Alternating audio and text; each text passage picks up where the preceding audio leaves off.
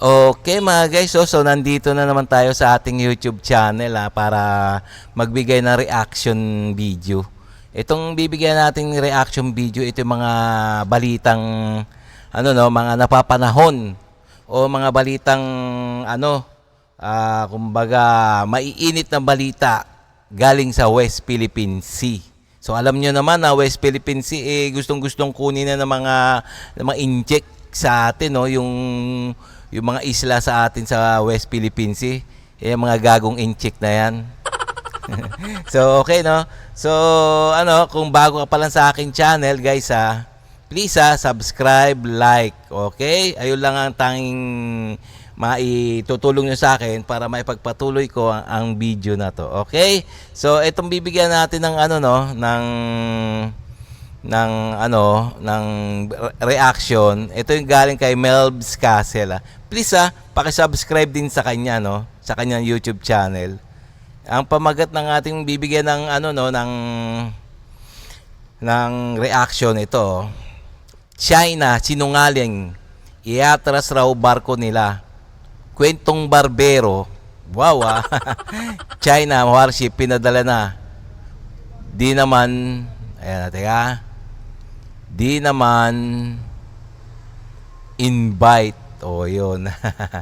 Itong mga Chinese na to, no, mga siraulo din, no.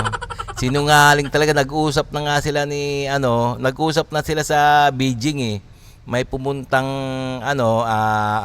representative ng US na si Antony Blinken na hindi sila manggugulo sa balikatan. Pero ano nangyari? Wala yung pinag-usapan talaga. Sinungaling talaga itong mga Chinese na to, no? So, okay, no? Bas mabuti pa i-play na natin para malaman na natin, no? Okay, so okay, play na natin mga guys. Binobola lang tayo ng China. Lahat ng pinagsasabi ni Chinese President Xi Jinping pang-uuto lang. Alam nyo bakit? Kahapon diba nagpahayag ng pagsuko na hindi manggugulo kontra Pilipinas at US. Pero anong nangyari? May nakita pa ring People's Liberation Army Navy. Grabe may invited pa lang mga Chinese sa balikatan. 10 minuto lang noong nakita ang Chinese warship, nag-deploy agad ang Philippine Air Force ng reconnaissance plate.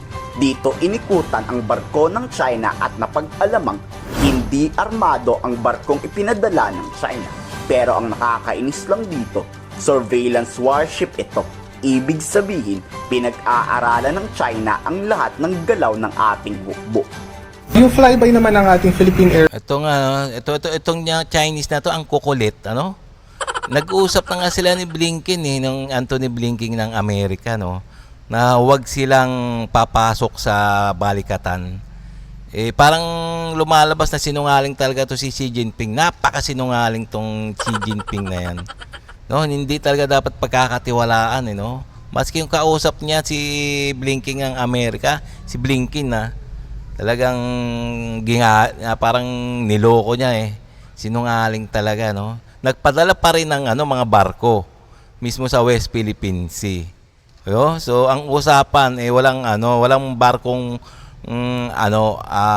pupuntang sa West Philippine Sea, pero meron pa rin dahil nga may nagaganap na balikatan, exercises sa mga Pilipino, ang mga Philippine Armed Forces, ang Amerika, France at iba-ibang mga bansa, dapat wala yung mga China din. Parang nakikisali, no, nakikisawsaw. Inggit yata itong mga Chinese na to, no. Air Force is a regular reconnaissance in order for us to improve or mapalakas yung ating maritime situational awareness or maritime domain awareness. The SOP is to ensure yung safe navigation ng ating mga barko, especially right now that we are having formations during the exercises. Bukod sa nag-iisang barko ng China, wala nang nakita sa radar ng BRP Davao del Sur. Wala rin yung maaangas na nagwa-water cannon na China Coast Guard. Malinis pa rin ang West Philippine Sea. Dito hindi naman nababahala ang Philippine Navy. Pero kung subukan nitong manggulo, aaksyon daw ang ating puwersa ng naaayon sa international law. Nakita nyo naman kung gaano kabilis dumating ang responde ng Air Force. Try lang manggulo ng China. May kalalagyan talaga kayo. No, we are not threatened by their presence. We were able to conduct successfully yung ating activity without any accidents or mishap. Lahat natuto sa ganitong activity. And we were able to improve yung interoperability, especially on cross-deck landing. It's safe as long as there's no impeding and no obstruction. Shadowing ang ipinakita ng Chinese warship. Pero sabi kahapon ni Xi, iaatras na raw ang lahat ng barko nila, di ba? Barbero talaga, ano? Sabi ko naman sa inyo, sinungaling to, pati ang Pangulo ng Oo nga, China. no? Inuutulang nito si Secretary Blinken Oo. kahapon. Balak lang paatrasin ang pwersa ng Amerikano sa ating bansa. Tapos Oo. sasalakay yan. Ano, pustahan tayo. We'll be providing radio.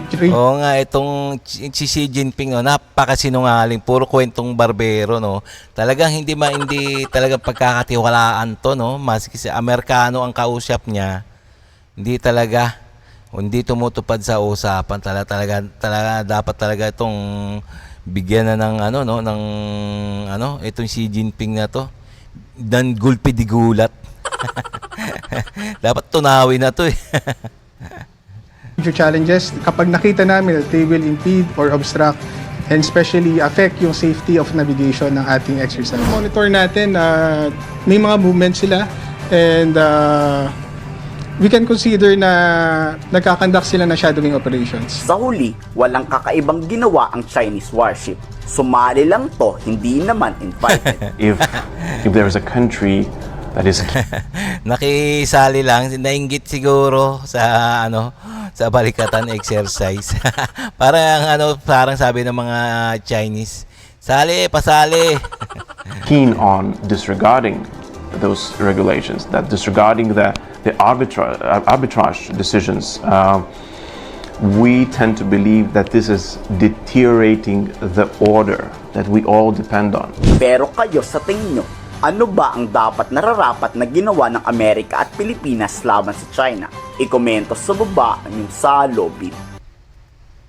Binobola lang. Oh, yan okay mga guys. So talagang itong mga Chinese na ito napakakukulit.